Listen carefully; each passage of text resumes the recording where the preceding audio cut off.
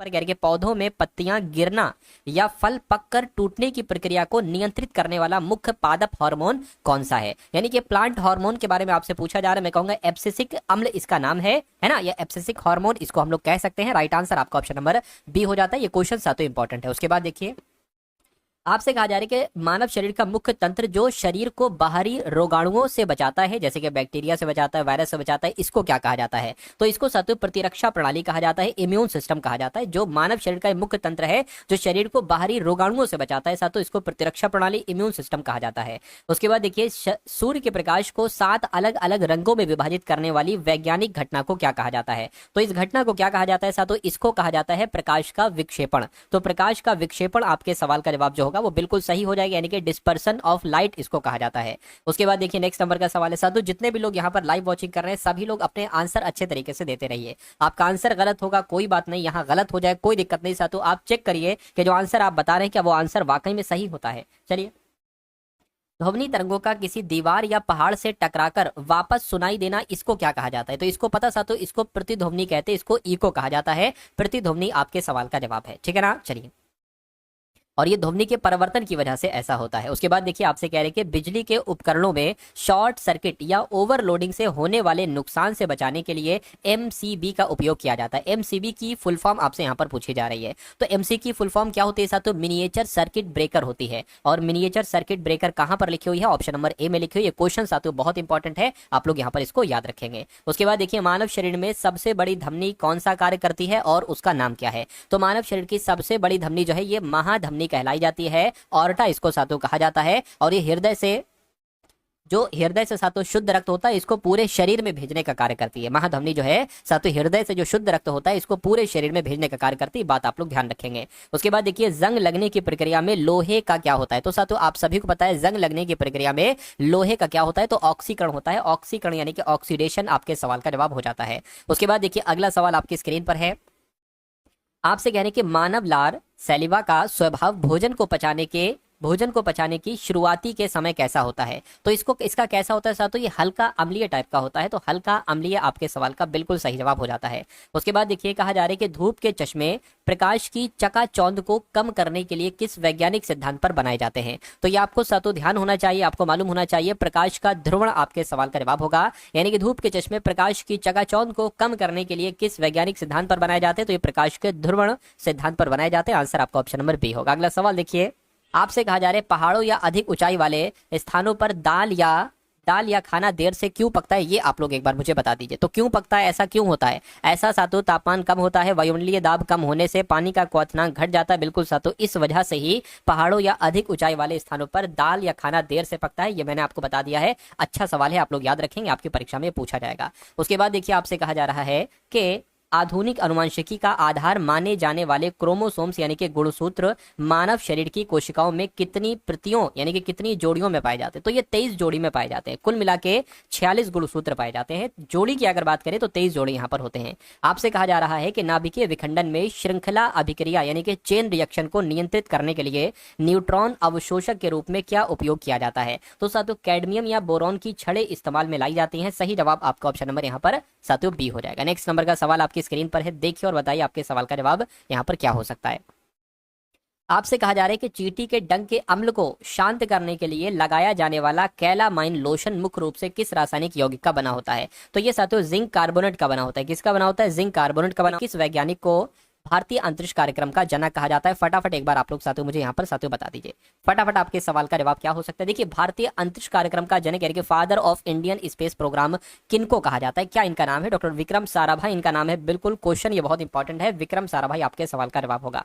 Insulin की कमी से शरीर की कोशिकाएं रक्त से क्या अवशोषित करना बंद कर देती हैं। तो साथियों ग्लूकोज यानी कि शर्करा को अवशोषित करना बंद कर देती है। जब इंसुलिन की कमी से हमारे शरीर की कोशिकाएं जो है ना रक्त से ग्लूकोज यानी कि शर्करा अवशोषित करना बंद करती हैं। आंसर आपका ऑप्शन नंबर बी हो जाता है। उसके बाद देखिए आपसे कहा जा रहा है कि पौधों की जड़ों द्वारा मिट्टी के जल और खनिजों को सोखने की प्रक्रिया किस भौतिक क्रिया पर आधारित है। तो किस पर आधारित है आपसे पूछा जा रहा है। ये साथियों परासरण और केशिकत्व पर आधारित है। राइट आंसर आपका जो जाएगा वो ऑप्शन नंबर बी के साथ जाएगा। नेक्स्ट नंबर का सवाल देखिए और बताइए आपका जवाब क्या है।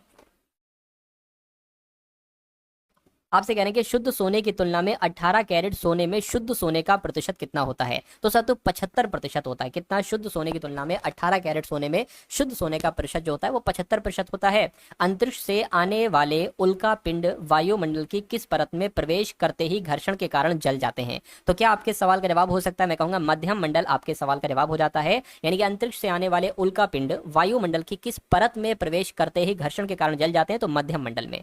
उसके बाद देखिए, ओजोन परत की मोटाई मापने के लिए विज्ञान में किस इकाई का उपयोग किया गया है? तो क्या आप लोग को साथों यहाँ पर मालूम है आपके सवाल का जवाब साथों क्या हो सकता है? तो डॉप्सन इकाई साथों मैं आपको बता चुका हूं। ओजोन परत की मोटाई मापने के लिए विज्ञान में किस इकाई का उपयोग किया जाता है? तो डॉप्सन इकाई का उपयोग किया जाता है। कंप्यूटर की रैम रैंडम एक्सेस मेमोरी का पूर्ण रूप क्या है? जो एक अस्थाई मेमोरी। तो रैंडम एक्सेस मेमोरी कहां पर लिखा हुआ है मुझे बताइए? रैंडम एक्सेस मेमोरी तो ऑप्शन नंबर बी में लिखा हुआ है, ठीक है ना। चलिए, अच्छा, रोम की एक बार फुल फॉर्म मुझे बताइए। रोम की एक बार कमेंट सेक्शन में आप लोग फुल फॉर्म बताइए। मानव शरीर की सभी अनैच्छिक क्रियाओं जैसे दिल का धड़कना, रक्तचाप, उल्टी आना, इसको मस्तिष्क का कौन सा हिस्सा नियंत्रित करता है? तो ये सारी चीजें जो नियंत्रित करता है वो मस्तिष्क का एक भाग होता है मेडुला ऑब्लांगेटा। क्या? मेडुला ऑब्लांगेटा ये सातों नियंत्रित करता है दिल की धड़कन को, रक्तचाप को और उल्टी आने को। नेक्स्ट नंबर का सवाल देखिए, जंग लगने से बचाने के लिए लोहे पर जस्ते की परत चढ़ाना यशद लेपन कहलाया जाता है या गैल्वेनीकरण कहलाया जाता है? इस प्रक्रिया में मुख्य रूप से कौन सी विधि अपनाई जाती है? तो इसमें पता साथों कौन सी विधि अपनाई जाती है? पिघले हुए जस्ते में लोहे को डुबाना या विद्युत लेपन करना, इलेक्ट्रोप्लाटिंग करना। बिल्कुल साथियों, आपके सवाल का जवाब जो जाएगा वो ऑप्शन नंबर ए के साथ जाएगा, और जिनका आंसर ऑप्शन नंबर ए है मैं कहूंगा आंसर आपका बिल्कुल करेक्ट हो जाएगा। चलिए साथियों, उसके बाद देखिए अगला सवाल है, समुद्री पानी में तैरना नदी के पानी में तैरने से आसान क्यों होता है?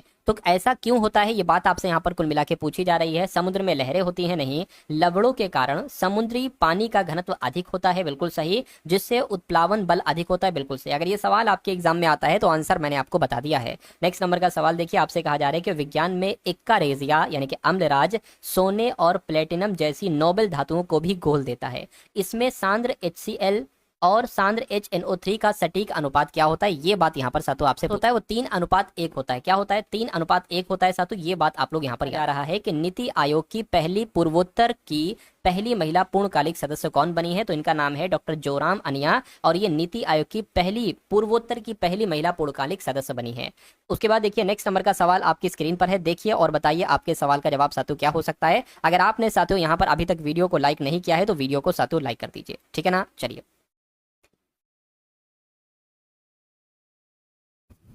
देखिए यहाँ पर अगर हम लोग बात करें एनसीएलटी के नए अध्यक्ष कौन बने हैं, यानी कि नेशनल कंपनी लॉ ट्रिब्यूनल के अध्यक्ष कौन बने हैं, ये बात आपसे यहाँ पर कुल मिला के पूछी जा रही है। तो साथियों इनका नाम है अनुपिंदर सिंह ग्रेवाल और यही अध्यक्ष बने एनसीएलटी के। माउंट डुकोनो ज्वालामुखी में विस्फोट हुआ है, ये किस देश में स्थित है? तो ये तो इंडोनेशिया में है। जो माउंट डुकोनो ज्वालामुखी है ये कहाँ पर है साथियों? ये इंडोनेशिया में है। ये बात आप लोग यहाँ पर ध्यान रखेंगे। अगला सवाल आपकी स्क्रीन पर है साथियों, मैं देख पा रहा हूँ यहाँ पर कई सारे लोगों का आंसर आ रहा है, जैसे कि संजय कश्यप का, कंचन का, शिवानी का, कुशवाहा किंग का आंसर आ रहा है। उसके अलावा जयेश मीना का आंसर आ रहा है, ठीक है ना। तो सभी लोग साथियों यहाँ पर गोंडा न्यूज़ का आंसर आ रहा है, ब्रजेश का आंसर आ रहा है। तो सभी लोग यहाँ पर आंसर आप लोग साथियों देते रहिए, मुझसे पहले आप अपना आंसर देने की कोशिश करिए। आपसे कहा जा रहा है कि भारत का पहला राज्य द्वारा संचालित अंतरिक्ष प्रौद्योगिकी उत्कृष्टता केंद्र ये कहाँ पर शुरू किया गया है? तो ये कहाँ पर शुरू किया गया है? ये बेंगलुरु में शुरू किया गया। भारत का पहला राज्य द्वारा संचालित अंतरिक्ष प्रौद्योगिकी उत्कृष्टता केंद्र ये बेंगलुरु में ही शुरू किया गया है। नेक्स्ट नंबर का सवाल देखिए, दिल्ली सरकार द्वारा कैच द रैन 2026 अभियान के तहत अनावरण किए गए आधिकारिक जल शुभंकर का नाम क्या है? तो साथियों इसका नाम नीरा रखा गया है। क्या नाम रखा गया है? नीरा रखा गया है, ये आप लोग याद रखेंगे। उसके बाद देखिए, भारतीय सेना ने कहाँ ऑपरेशन नेत्र 1.0 आयोजित किया है? तो ये साथियों कहीं और नहीं बल्कि लद्दाख में शुरू किया है। भारतीय सेना ने ऑपरेशन नेत्र 1.0 का आयोजन जो किया है वो लद्दाख में किया है। लद्दाख आपके सवाल का बिल्कुल करेक्ट आंसर हो जाता है।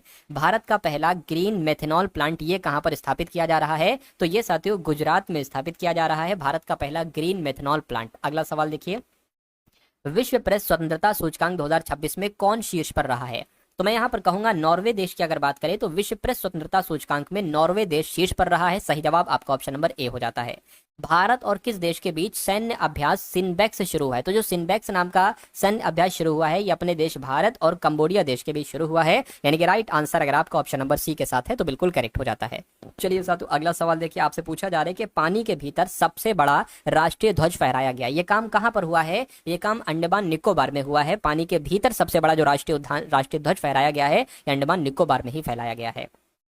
देश का पहला पेपरलेस न्यायपालिका राज्य घोषित किया गया? तो ये साथियों जो किया गया है वो सिक्किम को घोषित किया गया है। यानी कि भारत का पहला पेपरलेस न्यायपालिका राज्य किसको घोषित किया गया है? तो सिक्किम राज्य को घोषित किया गया है। उसके बाद देखिए साथियों अगला सवाल है, आपसे कहा जा रहा है कि किस राज्य सरकार ने आपदा जानकारी के लिए खुआरेल ऐप लॉन्च किया है? तो खुआरेल ऐप पता साथियों ये किसने शुरू किया है? ये मिजोरम ने लॉन्च किया है। खुआरेल ऐप मिजोरम राज्य ने लॉन्च किया है। सही जवाब आपका ऑप्शन नंबर सी हो जाता है। नेक्स्ट नंबर का सवाल है कि आरबीआई के नए डिप्टी गवर्नर कौन बने हैं? ये क्वेश्चन साथियों आपके लिए बहुत इंपॉर्टेंट है, तो फटाफट एक बार आप लोग मुझे बता देंगे। यहाँ पर इनका नाम है रोहित जैन, और रोहित जैन ही रिजर्व बैंक ऑफ इंडिया के नए डिप्टी गवर्नर बन चुके हैं। सही जवाब अगर आपका ऑप्शन नंबर बी है तो बिल्कुल करेक्ट है।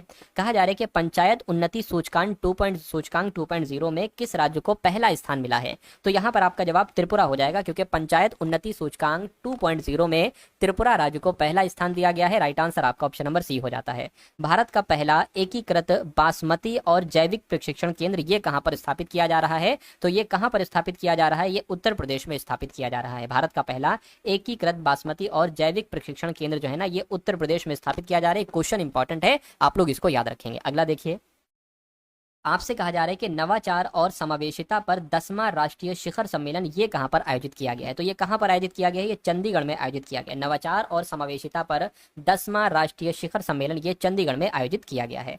नेक्स्ट नंबर का सवाल है, आपसे कहा जा रहा है कि क्यूएस एमबीए रैंकिंग 2026 में भारत में कौन शीर्ष पर रहा है? तो भारत में साथियों कौन शीर्ष पर रहा है? आईआईएम बेंगलोर शीर्ष पर रहा है। यानी कि आपके सवाल का जवाब ऑप्शन नंबर सी हो जाता है। भारत में फॉर्मूला 1 कार्यक्रम का ब्रांड एम्बेसडर किनको नियुक्त किया गया है? तो इनका नाम है श्रेयस अय्यर, और श्रेयस अय्यर को ही भारत में फॉर्मूला 1 कार्यक्रम का ब्रांड एम्बेसडर नियुक्त किया गया है। आंसर आपका सी हो जाता है। आपसे कह रहे हैं कि एटलस ड्रोन स्वार्म सिस्टम का अनावरण किसने किया है? तो क्या आप लोग जानते हैं साथियों ये काम चीन देश ने किया है। एटलस ड्रोन स्वार्म सिस्टम का अनावरण जो किया है वो चीन देश ने किया है। चीन आपके सवाल का जवाब होना चाहिए। उसके बाद देखिए अगला सवाल, परमाणु ऊर्जा का उपयोग करके बिजली पैदा करने वाला दुनिया का 33वां देश कौन सा बना है? तो दुनिया का 33वां ऐसा देश कौन सा बना है? मैं कहूंगा दुनिया का 33वां देश के बारे में आपसे यहाँ पर कुल मिला के पूछा जा रहा है। बांग्लादेश बना है। परमाणु ऊर्जा का उपयोग करके बिजली पैदा करने वाला दुनिया का 33वां देश जो बना है वो बांग्लादेश बना है। बांग्लादेश अगर आपका जवाब है तो आपका जवाब बिल्कुल करेक्ट।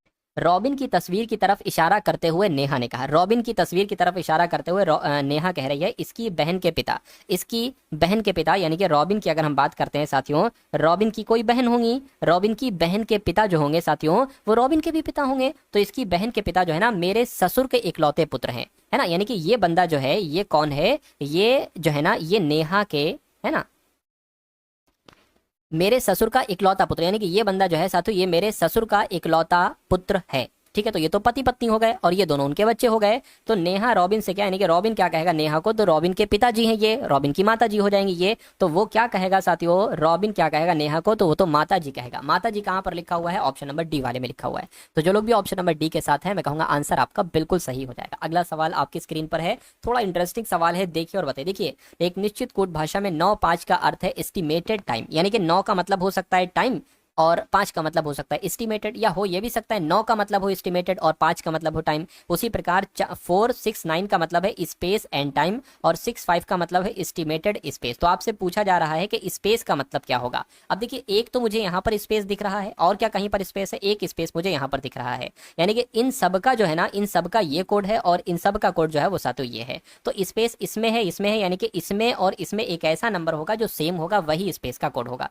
देखिए 6 इसमें भी है, 6 इसमें भी है, यानी कि 6 जो होगा यही आपका स्पेस का कोड हो जाएगा और यही आपके सवाल का जवाब हो जाएगा। तो जो लोग भी यहाँ पर ऑप्शन नंबर ए के साथ हैं मैं कह सकता हूं कि आंसर आपका बिल्कुल करेक्ट हो जाता है। अगला सवाल आपकी स्क्रीन पर है, डायरेक्शन का सवाल है, थोड़ा सा ध्यान से देखिएगा क्योंकि लगभग 2 से 3 सवाल डायरेक्शन के पूछे जा रहे हैं। देखिए आपसे कहने कि ए का घर बी के घर से 45 मीटर दक्षिण में है। तो अगर हम बात करते हैं साथियों यहाँ पर एक बात कही गई है कि बी के घर से दक्षिण में है, यानी कि नीचे की तरफ होगा। कितनी दूरी पर है साथियों? 45 मीटर की दूरी पर है। ठीक है, अब हमें वो लाइन सॉल्व करना है जिसमें ए या बी में से किसी एक का जिक्र हो।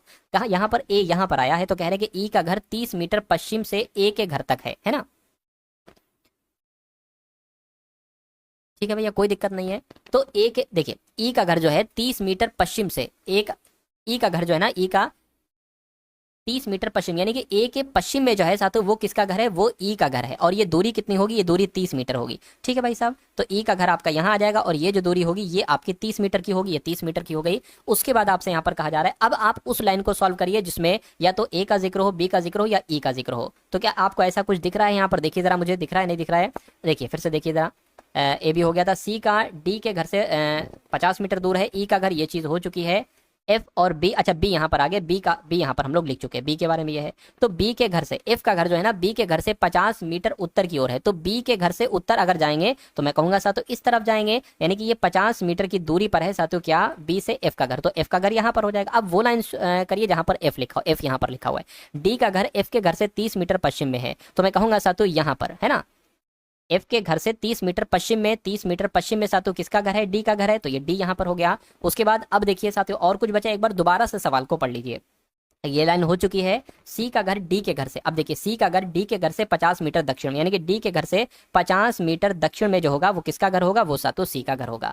ठीक है भैया, सारी चीजें हो गई हैं। सवाल पूछा जा रहा है कि ई के घर के संदर्भ में सी का घर किस दिशा में है, ई के घर के संदर्भ में, ई के घर के संदर्भ में है ना, सी का घर किस दिशा में। तो इसका अगर हम यहां से देखें तो सी का घर किस दिशा में है, देखिए ये दूरी कितनी है, ये 50 है, ये 50 है, ये 45 है, तो ये भी 45 होगी, यानी कि ई और सी के बीच की दूरी 45 है। तो दूरी कितनी है, 45 मीटर की है, हो गया। यानी कि सी का घर किस दिशा में, इधर से अगर देखते हैं तो ये तो उत्तर दिशा में है ना साथियों, तो उत्तर दिशा और 45 मीटर कहां पर लिखा हुआ है, ऑप्शन नंबर बी में लिखा हुआ है। तो जिनका आंसर ऑप्शन नंबर बी के साथ है, मैं कहूंगा आंसर आपका यहाँ पर बिल्कुल करेक्ट हो जाता है। अगला सवाल आपकी स्क्रीन पर है, देखिए और बताइए आपके सवाल का जवाब क्या होगा। आपसे कहने के ये क्या लिखा हुआ है, यानी नीचे एक ही पासे की दो स्थितियां दी गई हैं। ठीक है, एक स्थिति और दो स्थिति, एन के विपरीत पर कौन सा फलक आएगा ये आपको बताना है। देखिए एल ए डी और ए आई जेड, अच्छा यहाँ पर ए एस, ए यहाँ पर भी है, ए यहाँ पर भी, तो शुरुआत हम ए से कर देते हैं। इसको देखिए, ए के बाद डी, डी के बाद एल, ए के बाद डी और डी के बाद एल। यहाँ पर अगर बात करें ए के बाद आई और फिर जेड, यानी कि आई और फिर जेड हो जाएगा। इसका मतलब ये होता है कि एल का विपरीत जेड होगा और जेड का विपरीत एल होगा, डी का विपरीत आई होगा और आई का विपरीत डी होगा। लेकिन यहाँ पर एन का विपरीत पूछा जा रहा है, तो मैं कहूंगा ए का विपरीत ए तो हो नहीं सकता। अब एन बचा है तो ए का विपरीत एन ही हो जाएगा, क्योंकि 6 लेटर होते हैं, 6 फलक होते हैं, 1 2 3 4 5, तो जाहिर सी बात है छठा क्या होगा, एन ही होगा। तो मैं कह सकता हूँ यहाँ पर आपका जवाब जो जाएगा वो ए के साथ जाएगा, क्योंकि एन का विपरीत साथियों ए होगा, आंसर आपका सी हो जाएगा। चलिए अगला सवाल आपकी स्क्रीन पर है, इसके भी साथियों 2 से 3 सवाल आपसे पूछे जाने, इसलिए सवाल को भी आप लोग बहुत अच्छे तरीके से यहाँ पर समझने की कोशिश करिएगा। चलिए साथियों देखिए और बताइए साथियों आपसे यहाँ पर क्या कहा जा रहा है। देखिए आपसे यहाँ पर एक बात कही गई है कि 6 दोस्त हैं, प्रिया, अरुण, वंश, रजत, भावना, मंजू, एक वृत्ताकार मेज के चारों ओर मेज के केंद्र की विपरीत, अच्छा केंद्र की विपरीत दिशा में मुंह करके बैठे हुए हैं। तो साथियों यहाँ पर 6 लोग बैठे हुए हैं, 1 2 3 4 5 और 1 6, ये 6 लोग यहाँ पर हमने बैठा दिए। उसके बाद यहाँ पर आपसे एक बात कही जा रही है, आपसे यहाँ पर एक बात कही जा रही है, एक सेकेंड, आपसे ये कहा जा रहा है कि वंश जो है ना ये रजत के दाईं और दूसरे स्थान पर बैठा है, अरुण और प्रिया रजत के पड़ोसी नहीं है, मंजू रजत और अरुण के बीच में बैठी हुई है, वंश और रजत के बीच में कौन बैठा हुआ है। देखिए मैंने जब यहाँ से लेकर यहाँ तक पढ़ा तो मुझे रजत एक नाम ऐसा लगा जो कि 2 बार आ रहा है, एक यहाँ पर एक यहाँ पर। तो हम रजत से शुरुआत करेंगे, रजत के दाईं और दूसरे स्थान पर वंश बैठा हुआ है, तो रजत को आप कहीं पर भी बैठा दीजिए। मान लीजिए रजत को अगर हम यहाँ पर बैठा लें, अच्छा यहाँ पर अगर बात करें सबका मुंह केंद्र से बाहर की तरफ है, ये बताया गया है, तो रजत का दायां क्या हो जाएगा, 1 2, रजत के दायां ये हो जाएगा, रजत के दाएं से दूसरे स्थान पर वंश बैठा है, ऐसा यहाँ पर कहा गया है। अब इसको देखिए, रजत और अरुण के बीच में मंजू हैं, तो रजत ये हो गया, अरुण इधर तो आ नहीं सकता, जाहिर सी बात है अरुण इधर को आएगा, यानी कि रजत और अरुण के बीच में कौन है, मंजू है, ऐसा यहाँ पर कहा गया है। ठीक है भैया, कोई दिक्कत नहीं। अब अगला देखिए, आपसे कहा जा रहा है कि अरुण और प्रिया रजत के पड़ोसी नहीं है, अरुण और प्रिया रजत के पड़ोसी नहीं है, तो मैं कहूंगा यहाँ पर जो है ना प्रिया, यहाँ अरुण तो ऑलरेडी यहाँ पर बैठा हुआ है, प्रिया यहाँ पर नहीं बैठ सकती, यानी कि प्रिया फिर साथ यहाँ पर ही बैठेंगी, प्रिया जो बैठेंगी, प्रिया यहाँ पर ही बैठेंगी। तो अच्छा यहाँ पर अब कौन बैठेगा, भावना बची है, तो भावना यहाँ पर बैठ जाएंगी। सवाल पूछा जा रहा है कि वंश और रजत के बीच में कौन है, तो वंश और रजत के बीच में कौन है, मैं कहूंगा भावना है, तो भावना आपके सवाल का बिल्कुल सही और सटीक जवाब हो जाएगा। ठीक है ना। चलिए, तो जिनका आंसर ऑप्शन नंबर बी के साथ है, मैं कहूंगा आंसर आपका बिल्कुल करेक्ट हो जाएगा। अगला सवाल आपकी स्क्रीन पर है, देखिए इस सवाल को और बताइए आपके सवाल का जवाब क्या होगा। चलिए भाई,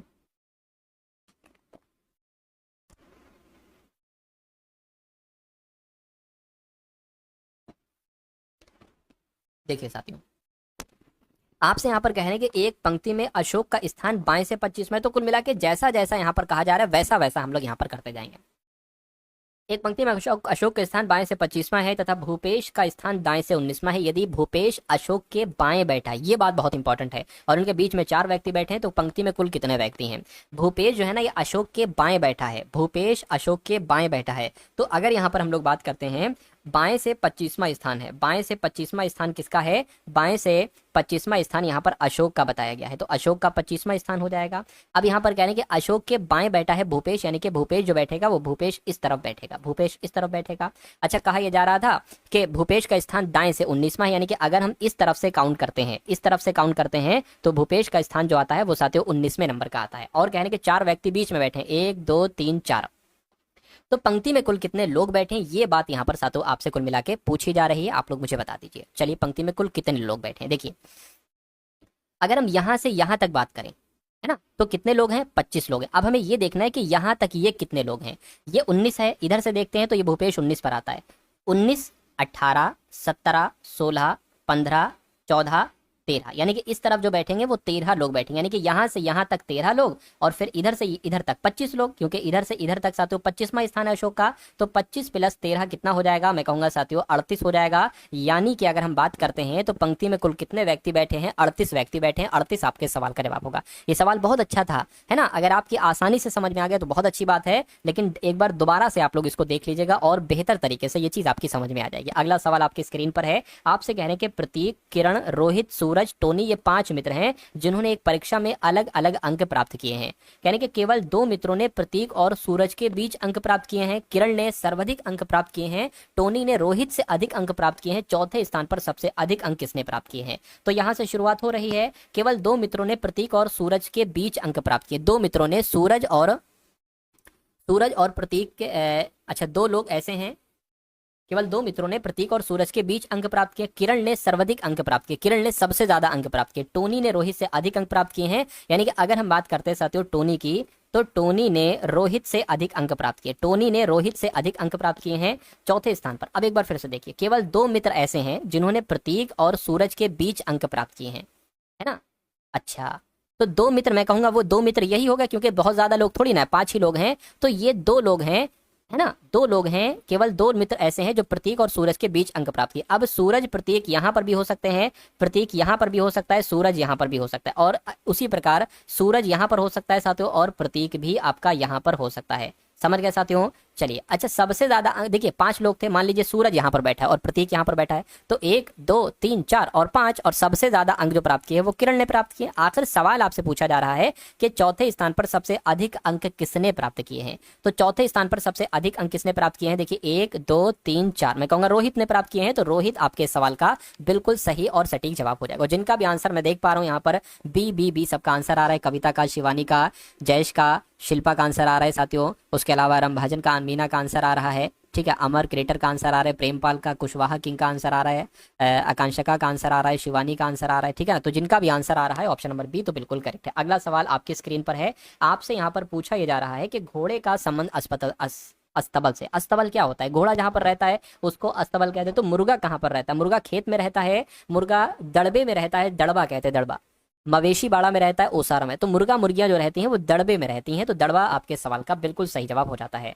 उसके बाद देखिए, आपसे कहा जा रहा है कि कोमल का संबंध रूखा है, तो सुस्ती का संबंध क्या हो सकता है? तो मैं कह सकता हूं, देखिए कोमल का संबंध रूखा, ये कहीं ना कहीं विलोम शब्द है, तो सुस्ती का कष्टप्रद होगा, दयालु होगा, सतर्कता होगा, नष्ट होगा। मैं कहूंगा सतर्कता हो जाएगा, यानी कि सतर्कता आपके इस सवाल का बिल्कुल सही जवाब हो जाएगा। नेक्स्ट नंबर का सवाल आपकी स्क्रीन पर है, देखिए आप लोग इस सवाल को और बताइए आपके सवाल का जवाब क्या हो सकता है। चलिए भाई,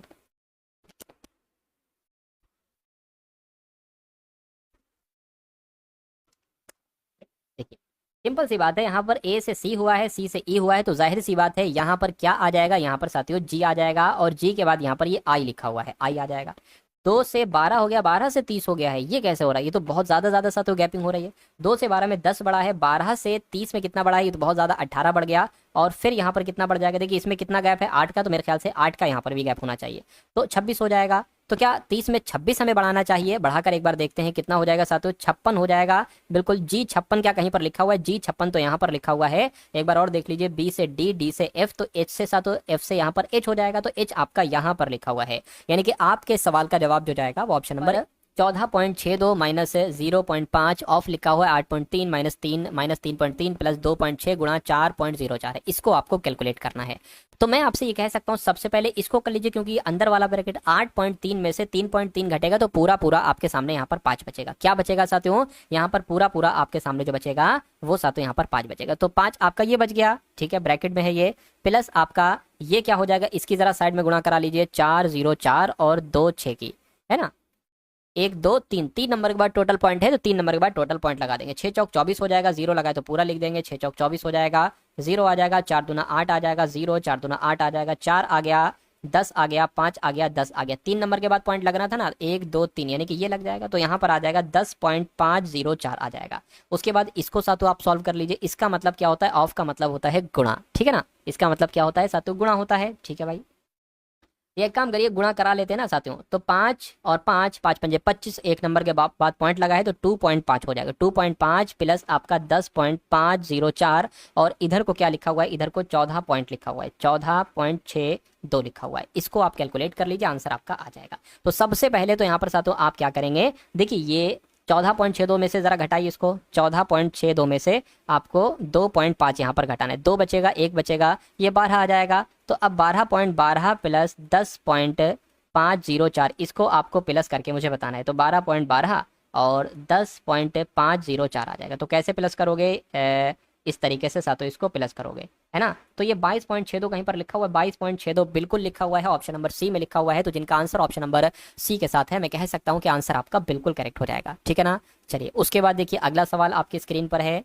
आपसे कहा जा रहा है कि 2 बेलन आकार डिब्बों का आधार समान है, यानी कि अगर पहले बेलन आकार डिब्बे का आधार h है मान लेते हैं तो दूसरे का भी h होगा, ठीक है भाई साहब।